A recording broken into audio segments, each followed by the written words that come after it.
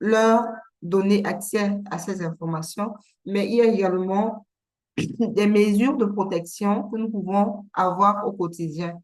Et le mois dernier, nous avons évoqué le fait que la Bible nous demande d'être vigilants, le texte de 1 Pierre, parce que le diable rôde. Et alors, pour nous protéger, qu'est-ce que nous avons dit? Nous avons dit que pour nous protéger, nous devons avoir des mots de passe forts. Et un mot de passe fort, c'est quoi? C'est un mot de passe qui est constitué de chiffres, de lettres, de lettres majuscules et minuscules, et aussi d'un symbole. Et généralement, un mot de passe fort, il est constitué au minimum de 8 éléments. OK? Donc, ça veut dire, par exemple, si je veux prendre comme mot de passe Belgique 2023 à Yoruba, je mets Belgique, le B en majuscule, les autres lettres en minuscule, et alors je mets 2023 et je mets à Yoruba. Ce sera difficile de décrypter ce genre de mot de passe. Si j'utilise les mots de passe du genre mon nom, ma date de naissance, des chiffres qui sont continus, ce ne sera, je ne me protège pas assez. Nous avons également évoqué le fait que quand je vais sur Internet, il faut que je surfe dans des sites sécurisés. On appelle sites sécurisés les sites qui ont le protocole HTTPS. Le protocole HTTPS, c'est le S de la fin signifie sécurisé. De manière générale, sont symbolisés par un petit cadenas à la fin. Les sites qui ne s'inscrivent pas dans le protocole HTTPS sont généralement très, très susceptibles d'être victimes de fraude. Euh, dans d'autres sessions, nous allons parler de ce qu'on appelle le dark web. Le dark web, c'est un endroit où la plupart des informations que nous fournissons sur Internet sont répertoriées et c'est là que les pirates vont aller pour prendre toutes nos données. OK? Euh, Par ailleurs, les autres mesures, c'est je ne communique pas mes mots de passe et mes codes à une personne à qui je ne fais pas confiance. Oui, nous pouvons avoir des amis, nous ne sommes pas obligés de leur communiquer nos mots de passe ou nos codes, nos informations personnelles. Sur Internet, on parle de pseudo, mais les gens passent le temps à utiliser seulement leur nom. Donc, faisons très, très attention à ça. Pourtant, on parle vraiment de pseudo. Sur Internet, nous pouvons utiliser des pseudos pour ne pas, voilà, divulguer nos informations n'importe comment. Il y a plusieurs autres petites choses que nous pouvons mettre en place, mais ici, globalement, j'essaie ici juste de résumer en gros quelques éléments dont nous avons parlé la dernière fois. Alors, donc, ce soir, nous allons aborder le cadre de la cybercriminalité et du cyberharcèlement, le cadre légal au Cameroun et en Belgique. Nous avons eu la grâce d'être accompagnés par un magistrat, le substitut du procureur Ananga Iboko, en la personne de Monsieur Anyama Moussa Bertrand, mais qui est également un ancien d'église à l'église adventiste et un fidèle enfant de Dieu. Nous avons également ce soir la grâce d'être accompagnés par Dalia Mukengisita, qui est une jeune diplômée en droit et qui a vraiment développé le thème des réseaux sociaux dans le cadre légal en Belgique. Et alors, je vais d'abord passer la parole à Dalia Mukimisita. Ensuite, nous passerons la parole à Monsieur Anyama Moussa Bertrand et alors nous prendrons les questions après. Donc, je passe directement la parole à Dalia. Bonsoir, Dalia. Bonsoir. Je ne sais pas si je dois activer ma caméra. Oui, s'il te plaît. Alors, euh, vous me voyez? Oui, oui, on te voit très bien. Voilà. Alors, bonsoir. Comme on l'a dit, je m'appelle Moukenitita Dalia et mon travail, c'est orienté vers le parcours du mineur sur les réseaux sociaux. Alors aujourd'hui, je vais vous faire ma présentation. La première question, c'est est-ce que c'est normal qu'à 13 ans, on ne peut pas conduire, on ne peut pas voter, mais aujourd'hui, les mineurs sont libres de s'exposer à des millions de personnes sur les réseaux sociaux? Bonjour. Comme je vous l'ai dit, ma présentation parle du parcours des mineurs sur les réseaux sociaux. Tout au long de l'écriture de mon travail, je me suis posé une seule question. Une question simple mais essentielle. Est-ce que le droit belge protège-t-il efficacement les mineurs sur les réseaux sociaux? Alors pour ce fait, pour répondre à cette question, je vais vous parler du cas d'Anaïs. C'est un cas fictif que j'ai utilisé, mais c'est un cas inspiré de faits réels. Je vais parler de cas d'Anaïs, 12 ans, et je vais vous expliquer comment Anaïs va passer de victime à auteur et elle va chercher à supprimer toutes ces informations sur les réseaux sociaux. Anaïs va s'inscrire sur les réseaux sociaux à l'âge de 12 ans, inspirée sous la pression de ses amis qui avaient tous les réseaux sociaux. Elle ment sur son âge. Aucune vérification réelle, on lui demande juste as-tu plus de 13 ans, oui ou non, par la plateforme. L'inscription dans ce cas est illicite. Pourquoi? Parce que l'article 8 du Règlement général pour la protection des données dit que un mineur, à partir de 16 ans, peut s'inscrire librement sur les réseaux sociaux. Mais avant cet âge, le mineur doit, pour le traitement de ses données à caractère personnel, avoir l'autorisation de ses parents et être sous la supervision de ses parents. Le RGPD dit également que les pays de l'Union européenne qui ont signé le RGPD, le Règlement général pour la protection des données, que tous les pays peuvent eux-mêmes fixer l'âge entre 13 ans et 16 ans. La Belgique, quant à elle, a fixé l'âge de 13 ans pour le traitement des données. Ça veut dire que, à l'article 7 de la loi du 30 juillet 2018 relative à la protection de la vie privée, la Belgique a décidé qu'à partir de 13 ans, un mineur peut s'inscrire librement. Dans le cas d'Anaïs, vu qu'elle a 12 ans, la responsabilité de son inscription et l'usage qu'elle fait des réseaux sociaux et dépend des parents, doit être supervisée par les parents. Pourtant, par cette inscription, c'est pas la première fois qu'Anaïs se retrouvait sur les réseaux sociaux et c'est pas la seule à s'exposer sur les réseaux sociaux. Comment se fait? Les parents d'Anaïs étaient sur les réseaux sociaux depuis très très longtemps. Ils partageaient des photos, un peu comme nous le faisons maintenant, comme tous les parents belges, africains. On expose des photos de souvenirs, des photos de nos enfants pendant les cérémonies, juste pendant des bons moments. Pourtant, les parents d'Anaïs vont publier la photo de trop. Elles vont publier une photo en maillot d'Anaïs quand elle avait 12 ans. On va se dire une photo en maillot, pour certains, c'est une image anodine, c'est une enfant. Mais il y a certaines personnes qui ne voyaient plus Anaïs comme une simple enfant, mais la voyaient comme une victime ou comme une femme, maintenant avec des attributs féminins. L'article 5 du Règlement général de la protection des données dit que les données à caractère personnel doivent être traitées de façon loyale, transparente et dans son intérêt personnel. L'article 16 de la Convention internationale des droits de l'enfant garantit le droit à la vie privée. L'article 22 de la Constitution belge protège toutes les personnes, quel que soit leur âge. La jurisprudence Reclose contre Grèce dit que le simple fait de photographier un enfant sans son consentement constitue une atteinte à sa vie privée. C'est ce qu'on appelle tout ça le sharenting. Le sharenting, c'est le fait que les parents partagent des photos de leur enfant, que ces enfants soient consentants ou pas, sur les réseaux sociaux. Dans le cas d'Anaïs, le partage de ces photos, elle n'était pas consentante pour que ses parents partagent des photos d'elle. Déjà, prennent cette photo en maillot de bain et la partagent. Le partage n'a pas été dans l'intérêt supérieur de l'enfant. Et dans la jurisprudence dit que le simple fait de photographier un enfant sans son consentement constitue une atteinte à sa vie privée. Et quel que soit son âge, l'enfant a droit à l'atteinte à sa vie privée. Et c'est là qu'on va voir qu'un comportement normal, on va se dire que normal, bien intentionné, peut exposer à un harcèlement. Et ça sera le cas d'Anaïs. Car sur le compte Facebook de sa mère, un étudiant va se connecter et va voir cette photo et va la télécharger.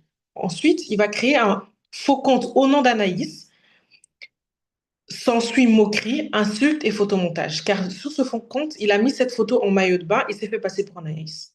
L'article 442 bis du Code pénal punit quiconque aura harcelé une personne alors qu'il savait ou qu'il aurait dû savoir qu'il affecterait gravement par ce comportement la tranquillité de la personne. L'article 145, paragraphe 3 de la loi du 13 juin 2005 relatif aux communications électroniques complète le code pénal belge lorsque le moyen utilisé est un réseau de communication. L'arrêt de la Cour de cassation du 8 septembre 2010 dit qu'un seul acte suffit s'il produit des effets durables. Dans le cas d'espèce, Anaïs va subir un harcèlement par un moyen de communication qui est les réseaux sociaux, et le seul acte du téléchargement et de la création du faux compte va faire que les effets seront durables sur Anaïs. Il va s'ensuivre humiliation collective, durable, affectant sa santé mentale. Pourtant, Anaïs ne dira rien, elle reste silencieuse. L'établissement scolaire d'Anaïs avait été alerté de la situation, mais n'a pris aucune mesure pour prévenir ou interrompre les faits. C'est-à-dire que dans ce cas, l'établissement scolaire, l'inaction de l'établissement scolaire est une faute de surveillance. Et l'article 6.13 du Code civil parle de responsabilité extra-contractuelle pour les faits d'autrui. Le fait que l'école n'a pas surveillé Anaïs et n'a pas essayé de faire quelque chose pour arrêter ça fait en sorte que, civilement parlant, l'école peut être responsable. Rien n'a été fait pour Anaïs. Anaïs va essayer de chercher du réconfort. Elle se sent mal, elle se sent perdue et elle va commencer à parler avec un garçon de sa classe qui est gentil avec elle, qui lui parle bien. S'ensuit sexto et envoi de messages intimes. Les sextos, c'est des envois de photos ou des messages à caractère sexuel. Pourtant, le sexting n'est pas puni s'il est consentant et il est libre et il est privé.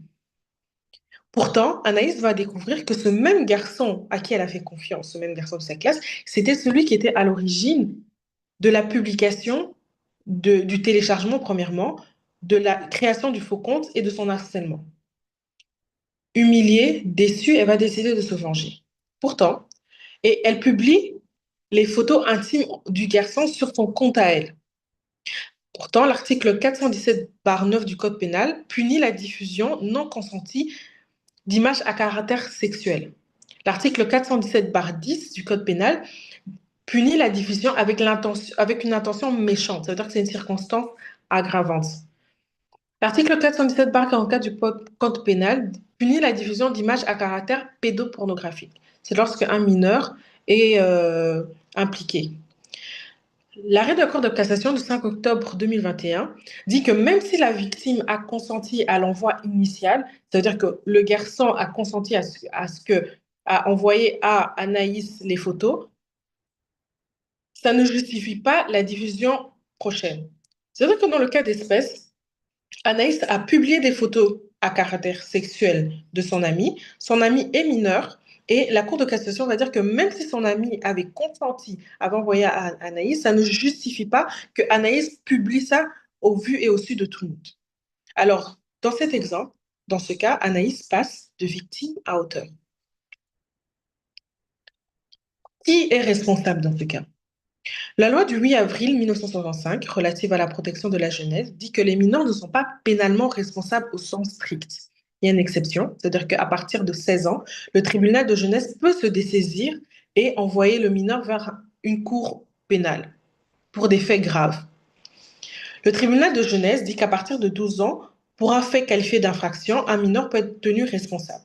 Et en Belgique, les mineurs n'ont pas une punition en tant qu'elle du code pénal, mais c'est des mesures éducatives. Ou pour les faits les plus graves, un envoi en IPPJ, ce sont des centres pour enfants.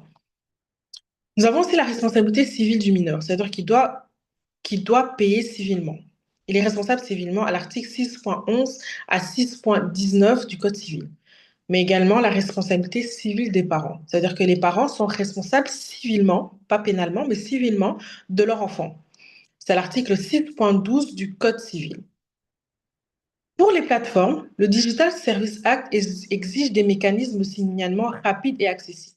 Dans ce cas, Anaïs, elle a 12 ans. Ça veut dire que devant le tribunal de jeunesse, on peut la condamner, soit d'une mesure éducative ou un placement en IPPJ ou un règlement à l'amiable. Elle est civilement responsable, ça veut dire que s'il y a eu des effets civils, elle doit les assumer. Les parents sont civilement responsables d'Anaïs également. Pourtant, Anaïs, elle va tout regretter. Elle va se dire que c'est allé trop loin. Elle voudra tout effacer de tout ce qui s'est passé sur les réseaux sociaux. L'article 8 de la Convention européenne des droits de l'homme dit que toute personne a le droit au respect de sa vie privée. Cela implique suppression des données personnelles. L'article 17 du Règlement général pour la protection des données dit que toute personne a droit à l'effacement de ses données inexactes ou non pertinentes. Plus l'arrêt Google Spain de la Convention de la justice de l'Union européenne du 13 mai 2014 donne le droit au déférencement. Je vais y arriver. Pourtant, la suppression du compte est complexe, surtout quand les données ont été partagées, ont été téléchargés, republiés dans d'autres comptes, ont été gardés, donc téléchargés, republiés. Ça veut dire que Anaïs va toujours avoir une empreinte numérique. C'est quoi une empreinte numérique? Ça veut dire que malgré le fait qu'aujourd'hui, on puisse supprimer nos données sur les réseaux sociaux, ces données peuvent toujours rester sur le téléphone de certaines personnes qui va republier ces données à un moment ou à un autre. Ou sur un autre réseau social, on va supprimer sur Facebook, mais ça va rester sur TikTok. Et du coup, ça va créer ça va faire en sorte que les données vont persister. Dans ce cas, je vais donner quelques pistes d'amélioration pour éviter tout ça. Premièrement, c'est l'usage de la carte d'identité électronique pour vérifier l'âge. Comme je vous ai dit plus tôt, Anaïs, elle avait 12 ans, mais l'âge d'accès, c'était 13 ans. Mais c'était une simple déclaration volontaire. As-tu plus de 13 ans, oui ou non? Elle devait juste cocher. Il n'y avait pas une vraie vérification. Je, pr- je, je propose aussi une application d'identification numérique comme It's Me. C'est aussi ce qu'on a proposé en France. Parce qu'en France, l'accès de certains contenus est conditionné à la vérification de l'âge et une loi une proposition de loi est conditionnée à la vérification de l'âge via un document officiel ou un paiement par carte. Et je ne sais pas si vous avez entendu parler, mais l'entreprise Ailo, ce sont les entreprises qui détiennent YouPorn et Pornhub, ont décidé de supprimer et d'empêcher l'accès à la France, aux Français, à leur contenu, parce qu'ils disaient que ces mesures-là enfreignaient la liberté de chaque personne. Et le problème de mes deux premières propositions, c'est qu'il y a un risque de porter atteinte au problème de proportionnalité, c'est-à-dire car ces mesures impliquent la collecte et le traitement des données sensibles, donc à l'atteinte à la vie privée des utilisateurs. Ça ne sera pas que les mineurs qui seront concernés, mais ça sera tous les utilisateurs qui devront donner leurs données personnelles pour que ce système soit mis en place. Moi, je propose également l'interdiction aux réseaux sociaux au moins de 16 ans. C'est ce que la ministre des Médias de la Fédération Wallonie-Bruxelles, Jacqueline Galland, qui a proposé également d'interdire au moins de 15 ans les réseaux sociaux. Le problème qui peut se trouver est une création d'une sorte de fossé dans l'interaction virtuelle entre les mineurs et les majeurs. Au lieu de régler le problème, on va juste éloigner les mineurs du monde numérique. Je propose également de renforcer l'éducation numérique des enfants et des adultes, de la responsabilisation renforcée des plateformes en matière de modération et de retrait de contenu illicite, et l'intégration des infractions numériques dans le Code de la jeunesse afin d'adapter les réponses éducatives et judiciaires. Comme je vous l'ai dit plus tôt dans ma présentation, le cas d'Anaïs était un cas fictif, mais c'était un cas inspiré de faits réels. Et le fait réel, c'était le cas de la petite Maëlle, 14 ans, qui s'est suicidée car elle a vécu un harcèlement scolaire et une diffusion des photos à caractère sexuel. L'école n'a rien fait. L'auteur, c'était un mineur qui, à la suite de la mort d'Anaël, n'a eu qu'une une mesure éducative.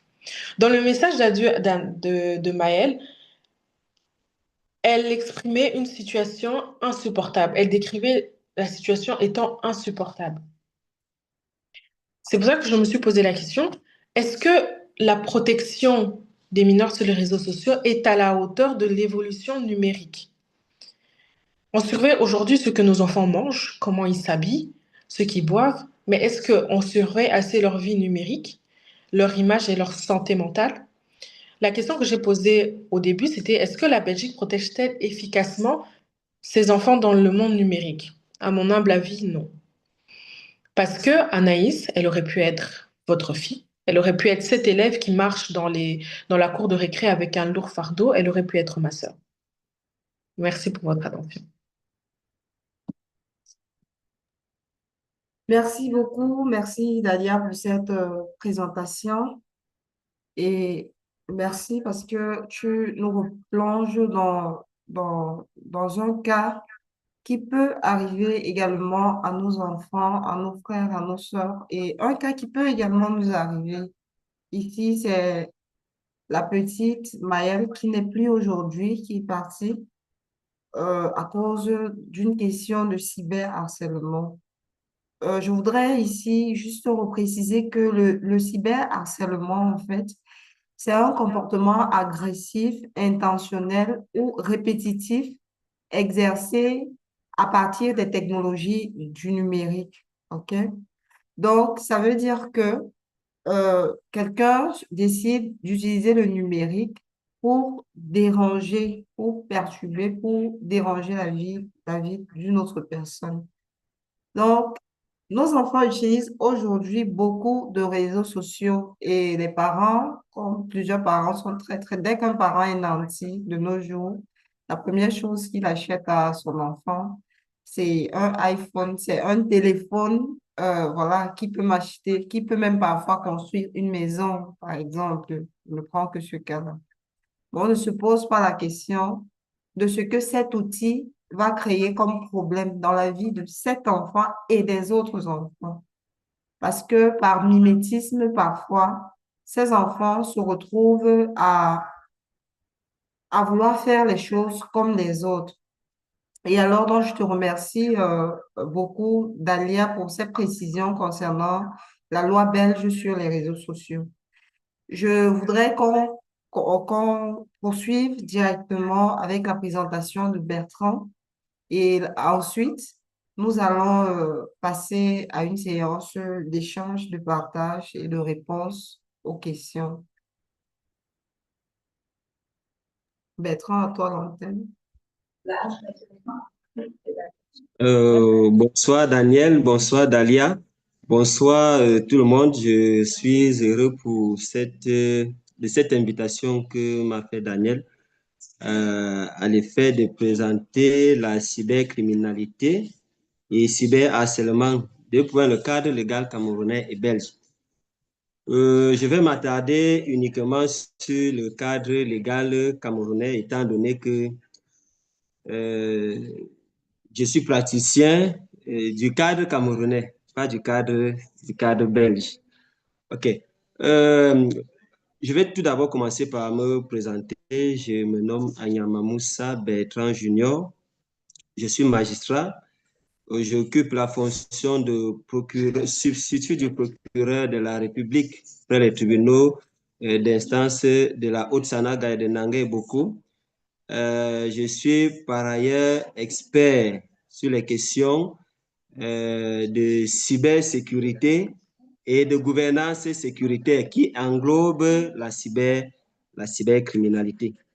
Tout comme Dalia, mes travaux ont porté sur la contribution de la protection des juridictions camerounaises sur la protection des enfants.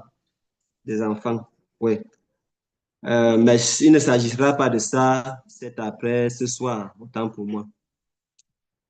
Je voudrais néanmoins qu'on revienne en guise d'introduction sur les bienfaits de l'Internet. Aujourd'hui, notre siècle est appelé le siècle des vitesses du fait de l'accroissement de l'utilisation de l'Internet dans les différents domaines.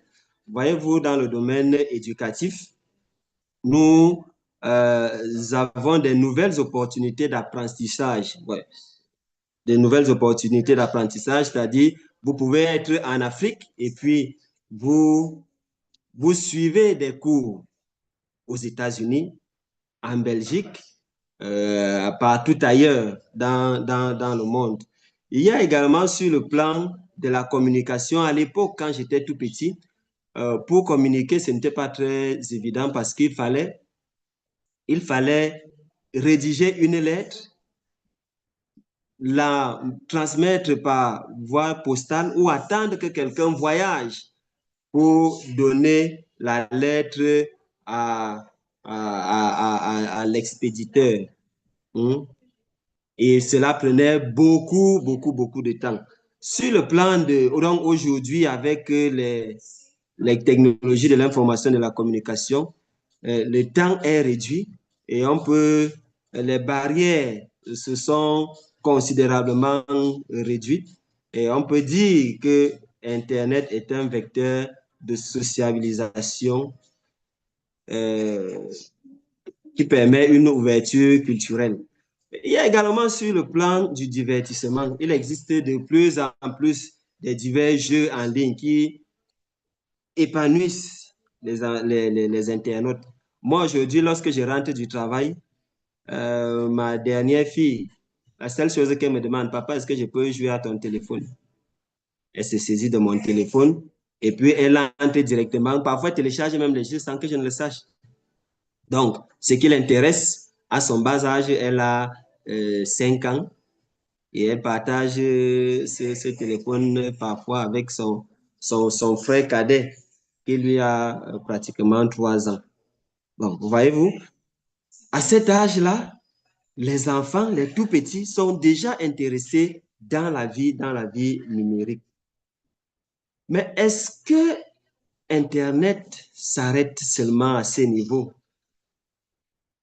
Il y a de cela 2 semaines, j'ai reçu des textos d'un numéro provenant de ma sœur qui me disait, oh, s'il te plaît, aide-moi, je suis dans une situation difficile. Et moi, je lui dis, que se passe-t-il? Elle me dit, je viens de perdre ma mère. C'est là que ma tête a tiqué. Je me suis dit, mais tiens, ta mère, tu l'as perdue il y a de cela 2 ans en arrière. Mais je suis entré dans le jeu et je dis, ouais, Asia et autres condoléances et tout, qu'est-ce qu'il te faut? Il me dit, il me faut, j'ai besoin de 100 000 francs pour les frais de ci, les frais de ça. Bon, j'ai essayé de retracer, mais lorsque la personne a su que, en fait, je me jouais d'elle, elle a arrêté toute communication. Or, il y a d'autres personnes, des membres de la famille, qui avaient déjà envoyé de l'argent. Bon, il y a également, peut-être un mois en arrière, j'ai reçu une amie qui m'a présenté une affiche, un communiqué qui portait un avis de recrutement dans la santé publique. Je lui dis, d'où tiens-tu ton affiche? D'où tiens-tu ton communiqué? Elle me dit, c'est un ami qui me l'a donné, ainsi de suite. Lorsqu'on remonte l'information, on se rend compte qu'il s'agissait d'un fake. Combien de personnes sont tombées dans le panneau? Je n'en sais rien. À côté de nous également, il y a un jeune homme qui est venu se plaindre dans nos services, disant qu'il fait l'objet d'harcèlement d'une jeune fille qui lui envoyait des images pornographiques, lui demandant de se retrouver à X endroit pour vraiment, dans tous les cas de cybercriminalité sont légion au milieu de nous, autour de nous. Internet n'a donc plus que ce côté positif, mais est utilisé de plus en plus pour nuire à d'honnêtes citoyens et pour porter atteinte à leurs biens et détruire des familles. Cette face obscure de l'Internet est donc ce qu'on a appelé la cybercriminalité. Définie de manière simple, la cybercriminalité est simplement un ensemble d'infractions ou encore des faits punissables commis à l'aide d'appareils intelligents comme ordinateurs, comme des téléphones portables, des tablettes, j'en passe, ou encore via Internet. Il peut donc s'agir de piratage, de vol de données personnelles, des arnaques, des usurpations d'identité, que sais-je encore. Ce sont les gens. Dans tous les cas, en vertu du principe de la légalité des délits et des peines, un fait ne peut être considéré comme crime ou délit que si une loi la réprime. Donc, en dehors de la loi, aucun fait ne peut être punissable. Je prends simplement l'exemple de la pornographie. Dans les années avant les années 2010, j'ai envie de dire que la pornographie ou la pédopornographie n'était pas réprimée dans le contexte camerounais. Et c'est la raison pour laquelle vous pouvez vous balader en ville là, vous voyez comment on appelait ça, des salles de cinéma ou avec des affiches de ce genre, parce que ce n'était pas réprimé. Aujourd'hui, le cadre légal camerounais réprime désormais ces attitudes, ces actes-là. Donc, toute la question ici est de savoir comment le droit camerounais protège ses citoyens face à ces phénomènes malveillants. Donc, imaginez-vous également que en droit de manière générale, l'infraction est constituée lorsque les éléments matériels, moraux et légaux sont constitués, sont réunis. Pourtant, lorsqu'on soustrait l'argent dans un portefeuille électronique d'une personne, oui, les fonds ont bien disparu, mais sauf qu'il manque l'élément matériel. Et à l'époque, on ne pouvait pas poursuivre quelqu'un pour ces faits. Donc, prenant donc conscience des lacunes de son cadre juridique, les pouvoirs publics camerounais ont développé un cadre destiné à garantir la sécurité des internautes. Le cadre légal repose sur un ensemble de lois qui visent à protéger les droits des internautes contre les dangers et les abus numériques. Dans un premier temps, donc, nous essaierons d'examiner le cadre juridique camerounais en matière de cybercriminalité et de cyberharcèlement. Et dans un second temps, nous allons nous attarder sur les difficultés que rencontrent les acteurs de la justice pour endiguer ce phénomène.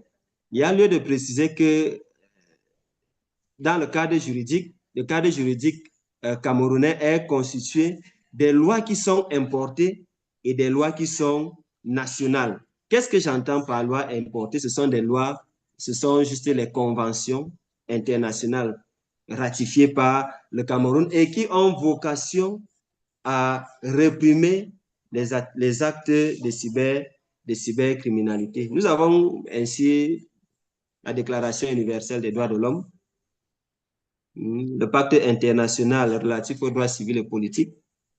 Nous avons les conventions des Nations unies relatives aux droits de l'enfant. Tous ces instruments-là, nous avons également la convention de Budapest.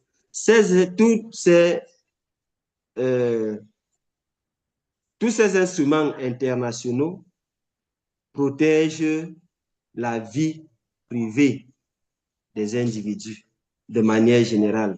C'est ainsi que l'article 12, on pouvait voir ça à l'article 12 de la Déclaration universelle des droits de l'homme, l'article 34 de la Convention des Nations unies relative aux droits de l'enfant, les articles 9 de la Convention de Budapest ratifiée par le Cameroun et dont l'objet est de lutter contre l'exploitation sexuelle des enfants, la pornographie en ligne.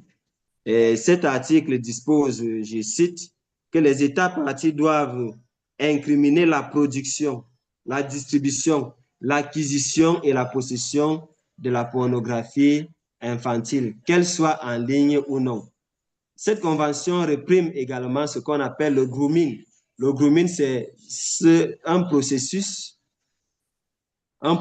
par lequel une personne cherche à établir une relation de confiance avec une autre personne dans le but de l'exploiter sexuellement. Cela peut se faire de plusieurs manières, par l'envoi des messages, par l'envoi de certains présents, dans le seul but de manipuler sa victime. Donc, parmi les lois importées, il y a également la Charte africaine des droits de l'homme et du peuple. Donc, qu'en est-il donc des lois nationales? Parmi les lois nationales, nous avons le Code civil qui oblige chacun de respecter la vie privée d'autrui. Cette obligation du respect à la vie privée interdit donc de mener des investigations dans la vie privée d'autrui ou encore de promulguer des informations irrelatives.